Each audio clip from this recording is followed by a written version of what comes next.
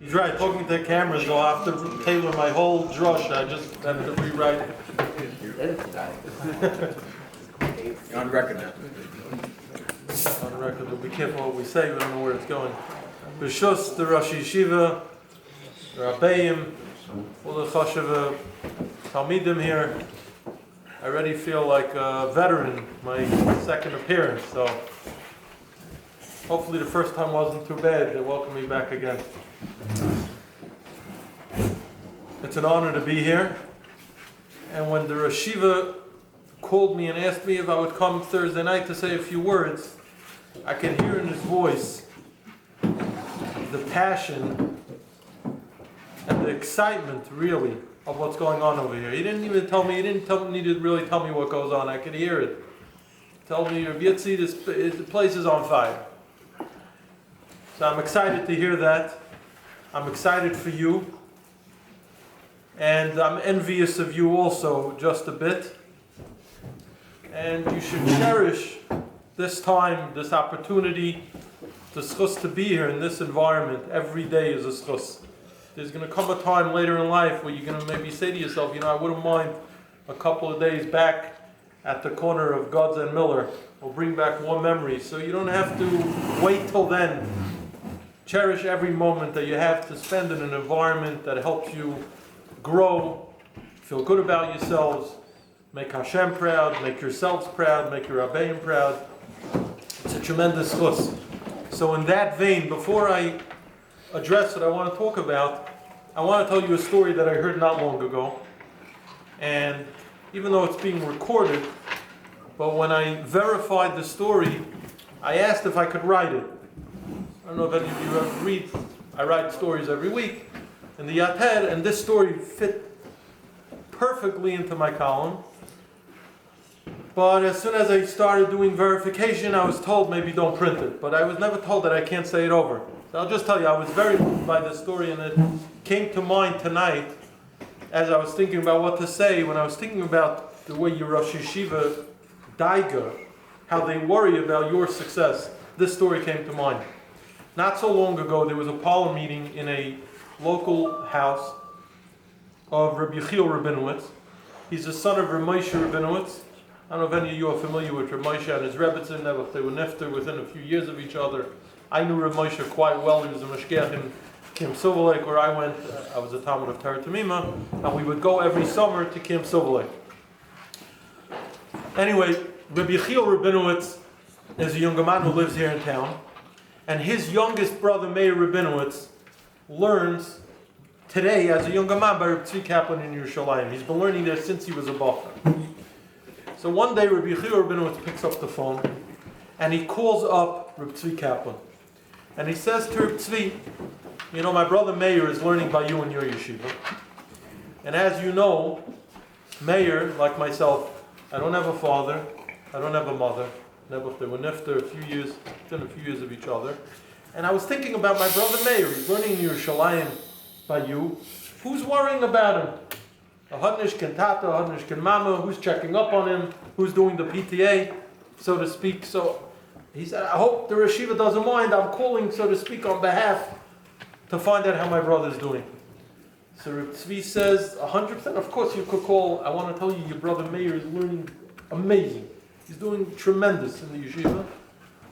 But I want to just tell you something, that I had the same hergish. I had the same feeling recently. I was thinking to myself, I have a Talmud in the yeshiva. He doesn't have any parents who's checking up on him. By the way, Reb Tzvi Kaplan today has about 400 Talmidim in the yeshiva. But obviously there was enough. The way, if you know the way Reb Tzvi operates, he has index cards and the names of every Talmud in his pocket. He knows exactly who's where. So he tells Yechiel Rabinowitz, you should know, I had the same feeling. I have this Talmud Meir Rabinowitz, he doesn't have parents. It bothered me. I felt I had to do something.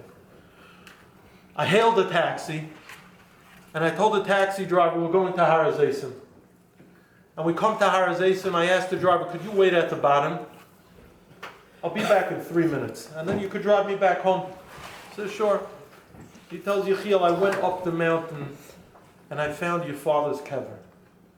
And I went over to the kever, and I said, Reb Moshe, I just came to tell you, Meir Lenzea good. And then I went over to your mother's kever nearby. And I said, Rebbitzin, I just came to tell you, Meir learned Zayagul. So I want you to know, Yechiel, I had the same Hergish as you. I think it's such a beautiful story, and he was moisef afterwards. He said, by the way, I did it one other time before. I didn't even know that such a thing existed.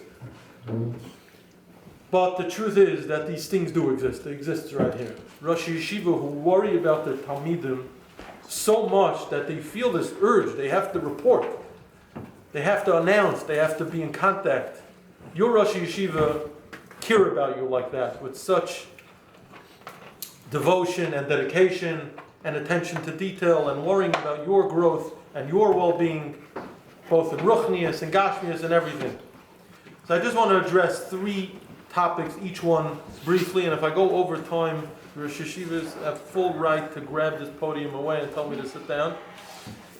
I want to address 3 topics that are on my mind, and I hope that something that I say tonight will resonate with you. Maybe not all 3, maybe 1, maybe a half. The first that I want you to know is the impact of your learning, and I'll explain what I mean. The second issue or topic that I want to address is the importance of not giving in 1 iota when it comes to your spirituality. And the third is the virtual reality that we live in and how people mix up priorities, and they mix up the Iker with the Tafel with the Iker, and the Yetzer Hara has a field day confusing us. Those are the 3 issues. Really, we should spend about an hour on each. We'll try to condense it and just share a few thoughts. Not long ago, I heard the following story from my cousin, Reb Shmuel Kamenetsky. Not the Rosh Yeshiva of Philadelphia, but his great-nephew. He told me as follows. One day, Reb Shmuel Kamenetsky, the Rosh Yeshiva of Philadelphia, was sitting in his study, and a Yid, Reb Michal Wolpin, who's no longer with us, walked into his study, and Reb Shmuel jumps up and he says, Reb Michal, how are you? I want to thank you for saving my life. Reb Michal Wolpin, I mean, he knew Reb Shmuel fairly well, but he never saved his life as far as he knew. He says, Yeshiva, what are you talking about? I saved your life? He says, yeah, you saved my life. I want to tell you the following thing. Reb Shmuel said, when his father, Reb Yaakov Kamenetsky, came over to America in 1937, he left his children in Europe with his brother-in-law, Rabbi Grudzinski. At the time, he wasn't sure if he could bring his children over. There was no infrastructure in America of any type in terms of Yiddishkeit. So Rabbi Yaakov went to Seattle, where he got a job as an interim Rav, and later he moved to Toronto before he ended up moving to New York. At the time, Reb Shmuel met the Wolpin family in Seattle. 3 brothers, Reb Nissen Wolpin, Reb Chaim Baruch Wolpin, and Reb Michal Wolpin. Reb Nissen, some of you may know, maybe it's before your time, he was the editor of the Jewish Observer. Reb Chaim Baruch Wolpin later became the Yeshiva of Stolen. And they had a 3rd brother, Reb Michal Wolpin. So Reb Yaakov Kamenetsky meets young Michal Wolpin, maybe he was 8 years old, in Seattle. And he asks him, what are you learning? He says, I'm learning Baba Kama. He said, Baba Kama, okay. He talks to him and learning, and he sees this kid knows the Gemara and the Rashi, and he understands Shach Levatarya. He was very impressed. Later on, he moved to Toronto, and he gets a letter from his brother-in-law, Rabbi Grudzinski. Dear Reb Yaakov, I want to tell you I'm ready to send your daughters to America or Canada to join you. I'm not ready to send your 2 sons, Reb Binyamin Kamenetsky and Shmuel Kamenetsky. I'm not ready to send them to you because I don't know of any yeshiva infrastructure that they're going to be able to learn in. In Europe, they were in a yeshiva, they were able to learn. I'm not comfortable sending them to you. So Reb Yaakov Kamenetsky wrote a letter back to his brother-in-law, don't worry. If Michal Wolpin in Seattle could know Bava Kama, then you could send me Binyamin and Shmuel, they'll be okay. So Reb Shmuel Kamenetsky said to Reb Michal Wolpin, you don't understand why you saved my life? Because you, as an 8-year-old, knew Bava Kama. My father felt comfortable enough bringing us over from Europe to come to America. And anyone who knows anything about the history knows, we're talking about 1937. A few years later, anyone left in Europe, especially their contemporaries, where they were, in Lithuania, were wiped out. Pshuta kemashmoy. The story is, to me, mind-boggling. It's an astonishing story how an 8-year-old boy who knew Bava Kama led to the salvation of one of the Gedolei Adar today in America. It's a story that's mind-blowing. I'm sure that when Michal Walpin was sitting as a kid with his Malamed in Seattle, I don't know what the distractions were. I don't know if Bava Kama was his priority. But imagine for a second if he goofed off a little and he didn't know Bava Kama so well. And I'm just playing out the scenario of Rabbi Yaakov asking him, and this kid's mamish doesn't know anything. And maybe I'll have second thoughts. Maybe Taka, I can't bring my kids to America. It's an amazing, amazing lesson. We don't know when we're sitting and learning that there are ramifications. Another story, maybe not as dramatic. I'm Zeicha now, over the last 5-6 months, I've been involved in putting together a magazine for the Siyam HaShas. There's going to be a Siyam HaShas January 1st, 2020 in MetLife Stadium. And I was Zeicha that Aguda gave me the schus to put together the official publication that's going to be given out. It's going to be about 350 pages of articles, interviews, chizuk from Gedolim, different things like that. I cannot tell you on authority whether Trump is coming to the Siyam HaShas, if he's not coming to the Siyam HaShas, if Jared might come, if he's going to fly. I can't tell you any of that. But I can tell you, Metz Hashem, that the magazine will be nice. So in the course of my research, trying to put together inspiring stories, including, by the way, just Agav, a fellow who has ALS, who was by the last Siyam HaShas, and decided on the spot that he was so inspired that he's going to learn Daf Yomi with ALS. This is a man who's confined to a wheelchair, cannot move, and Amir Tashem, defying all medical odds. Not only is he alive, but Amir Tashem, he's going to make a Siyam HaShas by the Siyam HaShas, which is alone just unbelievable. But I came along across this story. There's a Yid, Yaakov Miller, in Brooklyn. He's a lawyer. And about 25 years ago, he was sitting in a courtroom, in the middle of a court case. There was a breather. They took a break in the action.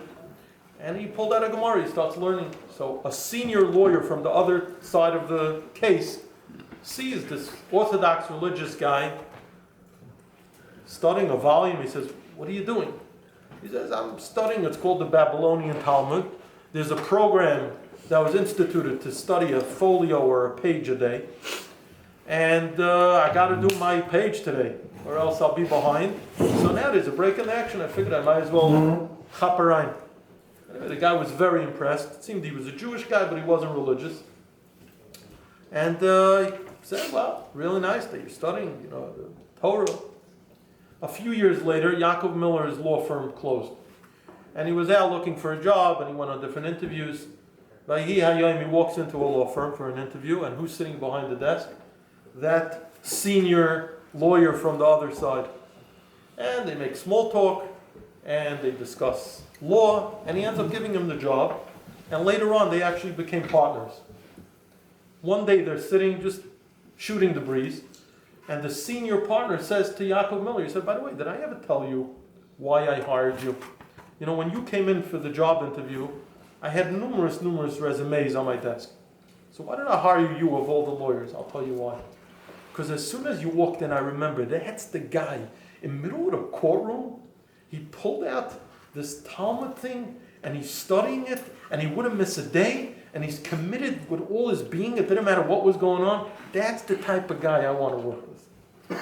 You see how, even on a mundane level, maybe not saving lives at a Gadol Adar, the Rebbe Shalom somehow has his ways that when we do the right thing, sometimes he'll bless us with the opportunity to see it pay off for us. Not always is it so neat. Sometimes we do the right thing and it won't work out, or we think it won't work out. A guy had a line for me. He said, one week I should write a story in the Yatet about a guy who gave up money for Shmir Shabbos, and he gave up his job, and you're waiting for the punchline that he won the lottery, and nothing happened. Life ended. He never made another penny. He was poor like anything. And I should write what amazing hashkacha pratis it is, because that's also hashkacha pratis. We like, in the age of books, we want to hear the happy ending. Not always is there a happy ending. It definitely helps us when there is, but we have to really believe and know that when we do the right thing, ultimately we're going to benefit either here or at another time. Today, Tes Cheshvan was the 80th yahrzeit of Reb Shimon Shkop. And I came across a story in my archives. It was very powerful. Reb Shimon Shkop once visited Radin for a meeting of Rabbanim, and he asked his Talmud, Reb Zedel Epstein, who later became the Mashgiach in Torah Or, to accompany him. So while they were in Radin, Reb Zedel figured, listen, I'm in the proximity of the Gadol Adar, I'm going to go and I get brachas. So he walks into the Chavetz Chaim and he gives him a list of names. And the Chavetz Chaim is holding Reb Zedel's hand warmly and reading the names, they're giving brachas, and then he stops by one name. And he says, brachas? Wilt brachas? Shabbos! Shabbos! And that was it. Chavetz Chaim was shaking.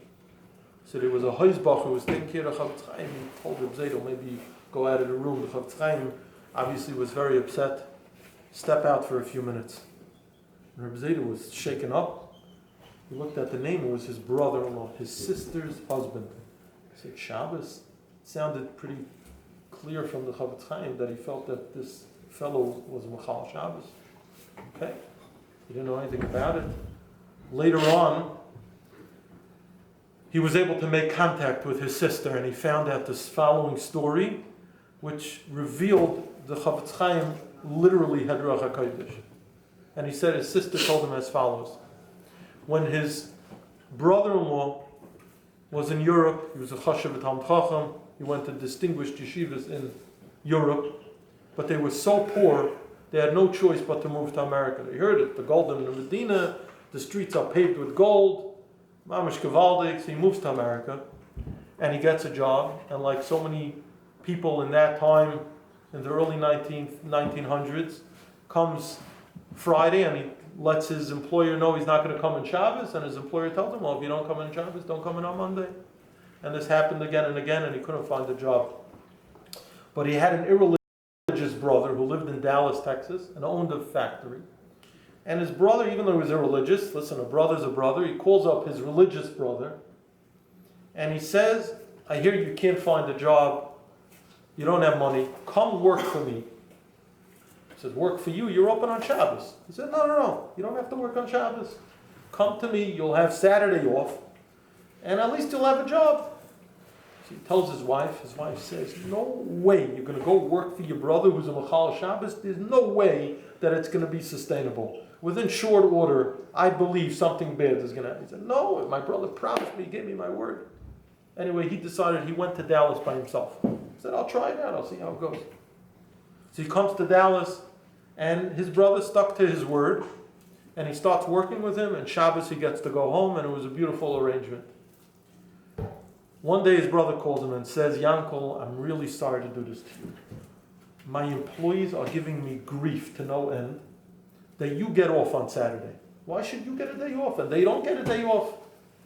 Could you do me a favor? Come down to the factory. Stay in the factory on Shabbos. You don't have to do anything, but at least let them see you there. They'll think you're working. I won't have to deal with all their gripes and complaints that it's unfair. So he says, I really don't feel comfortable with it. Shabbos, I should be in your factory. He says, I'm telling you, I won't make you do anything. Just come down to the factory. You'll sit on the side, do what you want. Okay, he felt, listen, he owed his life to his brother. He gave him an opportunity to have a job. How could he say no? So he comes down, and he sits there, and after the first few weeks, it worked out very well. He minded his own business, and he did his own thing. No one bothered him. He was Shomer Shabbos. It was excellent. 1 week Shabbos morning, there's a crisis. One of the factory machines broke, and it was bedlam. His brother, the owner of the company, is holding up the machine, and he needs a hand. He calls, Yankel, please, come here right now. I need a hand. He says, a hand? It's Shabbos. He said, no, hold it with a shinoi. It'll be okay, I promise you. He thinks to himself, what should I do? My brother's begging me. It's a crisis. I owe my life to him. It's mukta, it's a drabonon, it's a shvus. I'll hold it with my elbow. Okay, so he holds it with a shinoi, and fine, everything's good. But once the Yetzer Hara gets his foot in the door, that's all he needed. A shinoi on Shabbos led this guy within short order, was a full-fledged Machal Shabbos. He did this, and then he started coming, and once he was there, he might as well do a little more. And that was it. When his wife found out, his wife said, my parents have been sacrificed. My parents sacrificed my grandparents for doros. There's a chain, an unbroken chain of Shmira Shabbos. I cannot be your partner to Michal Shabbos. And she divorced him, and she ended up remarrying to a Talmud of Chavetz Chaim, incidentally. But the story is Mavel al Arayin. First of all, the Chavetz Chaim, that he was able to see from the name that something had happened alone. I think that's amazing. I'm more amazed that the Yetzer Hara, all he needs is a Shinoi on Shabbos. That's all he needs. And that's all he wants. He wants to throw us off course with the smallest compromise. That's all he wants. And sometimes we justify it to ourselves, and it's very, very hard. But we have to remember, at that moment of Nisayan, that it's not a coincidence. That is the Nisayan. That small test. We have to stay strong. Whatever scenario it is. It could be Ben Adam Lachaveri. It could be it could be us lying in bed not wanting to get up. Whatever it is, every small thing that we give into the Yetzer Hara, it allows his foot in the door and he makes inroads. And if we stand strong, then the next time, Emir Tashem will be a little easier. I want to end with the following thought. I don't have it fully worked out. It's been going through my mind. Priorities, Iker and Tafel, what's really important. There are various scenarios that I thought of. One scenario. A guy goes to work every day, and he thinks he's going to work to make money. I once heard a big mashpia, you get up with all serious face, he said, people think they go to work to make money. That's why they go to work? That's the way the world thinks. Really, he explained, we don't go to work to make money. Islam wants us to have money to pay our bills, we'll figure out other ways. So why do we go to work? We go to work for everything except for our paycheck. It's the nisayon of who we meet, who we speak, how we speak. A guy goes to work, he thinks that he's going to earn a paycheck. Really, he's going because there's one employee, one colleague who gets on his nerves every day with the weirdest, most inane questions. That's the reason he goes to work every day. So that when that guy comes over for the 42nd time in the day to ask him the same thing that he already told him 17 times how to do, that is why he goes to work. Now, most people, you're going to go over, you can ask them, why do you go to work? You're going to tell them, go to work to get a paycheck. He doesn't realize that the whole reason why he goes to work is for that one guy who gets on his nerves. That he should be maver on his midas and work on it. One scenario. Scenario two, maybe not so relevant to anyone here directly, but I think it's a real good example that we can understand. You have a Eishes Chayil Gittel, she has a house in the neighborhood. Her thing is Achnasas Archim. Okay? She opens up her guest room every week. She has a beautiful bathroom next to the guest room. And every week people have guests for Simchas, and she hosts guests. This is what gives us satisfaction. Like a wonderful thing. So, one Friday, she's preparing the house, guests are coming, there's an afruf in the neighborhood, and she's wiping down the linen, make sure it's clean, and the bathroom is sparkling, and the guests are arriving in 5 minutes. And right then, she hears a scream from the kitchen. Her son is taking out a bottle of Dr. Pepper from the fridge, and the shlamazel that he is, it fell out of his hand, exploded all over the floor, all over the ceiling, counters, walls. It's a disaster. And she is at her wit's end, and she loses it. Chayimel, you're absolute shlamazel. You can't even hold a bottle of soda. Why did you anyway have to take soda right now? Don't you know I'm having guests in 5 minutes? I'm taking it to linen. And what do you want from my life anyway? I'm trying to do achnasas archim, for crying out loud. You think I'm doing it for myself? I'm doing it for Hashem, and I'm doing it for them. I'm doing it for everyone, and you have to ruin it. And I had such a good feeling. It was such a good day because we're having guests, and now I have Dr. Pepper all over the place. This lady, by the way, very normal reaction, I would say, for any of us. She thought that the ikar of her day is achnasas archim. The secret is, and I'm not a makubal, but it could very well be, that her whole day and the whole achnasas archim was all so that when her son drops the bottle of Dr. Pepper, she could be in control. And then she would have fulfilled her tafkid in that way. Again, who knows? I'm not here to say. You could speak to your Rabbeim, you could speak to Mashpiyim, you could go to Reb Chaim Kanievsky and ask him. But I don't think it's a stretch, especially if you learn the Sifrei Musar and you see the way they analyze the day-to-day goings-on of a person's life. You'll see that it's not such a stretch to say that the point in that day was the Dr. Pepper, not the Achnas Zarcha. One final example, maybe a little more practical to us. A guy comes home after first Seder, he picks up his kid from the babysitter, and he's exhausted, he didn't sleep well the night before. He wants to get a few minutes of shut-eye on the couch. He puts his little baby down by the toys, and he lies on the couch. Okay, he's going to be able to sleep. He'll be able to come to Yeshiva second Seder. He'll be Gevaldik.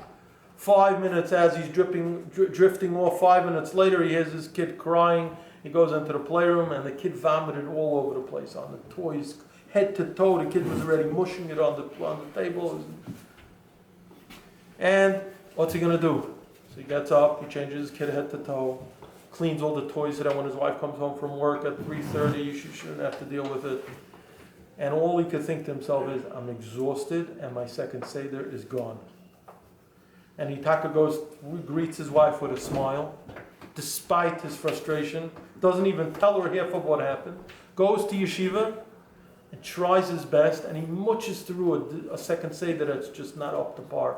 3 hours later he leaves, he feels like he barely learned. He doesn't realize that what he did was the most amazing thing in the world. His tafkid that day was not a great second Seder. That's what he thought. His tafkid was to deal with the situation he was handed and deal with it with calmness, with savlonis, with midas taivus. And you could apply any of these scenarios to your own life. Dealing with chaverim, waking up in the morning, you want to have a good day, a guy's getting on your nerves. You told him 50 times, don't turn on the light, don't leave on the shower, don't do this. Put down the toilet seat, pick it up, don't leave your toothbrush, I don't know, whatever it is. Those small things could very well be the ikar. And I'll end with a story that's related to this. My brother-in-law, Rabbi Chaim Moses, who lives right around the corner, told me the story not long ago. He said that a fellow once came to the Samarov, and he tells the Samarov, I'm making a chasna for a child. I'm really into it. I want it to be a dohaib a night. I want to be inspired. I want to be uplifted. What should I do in preparation for the chasna? Say the whole Tehillim the day before, go to the Ribnitz, well, not the Ribnitz then, but wherever, go here, go there, give tzedakah. What should I do to prepare for the chasna? So the Samarov told him, take a nap. He said, no, the Rav's not understanding. I want to know what should I do that I should feel the hisayrus of the moment. They say that by Simchas, Niftarim, previous days come down. It's a special time. Mesugel for certain things. What should I do? So the Rav said, take a nap. I don't know if the Rav said, I understand. Let me explain your ties. You think that your child's chasana is about collecting mazel tovs and feeling uplifted. Let me let you in on a secret. You know what your child's chasana is for? So that every person who went out of their way to come to the chasana and comes over to you, gives you mazel tov, that you should make them feel good that they can. So again, what was the ikar and what was the tafel? What was the priority? The Samarov let him know what the priority was. The hard part of this is that every scenario is different, and we're raised and exposed to an environment where apparently everything is backwards. And that's why it's important that when you have Rabbi and you have Mashpiyim and you have people you look up to, that you could go to them for guidance in these type of scenarios. And Avada, you should daven in Mitzrayim, you should all be zeicha to marry of children. Make sure to daven and give tzedakah before the chasna, but also remember to take a nap. I want to bench all of you with tremendous bracha v'atzlacha. You should continue steiging. Make all the Ramim very proud of you. Can I know we heard gewaldige things about what goes on here in this yeshiva. You should be zeicha to all the things that you need to continue growing, and the Mitzvah Hashem, we should get together on good occasions. Amen.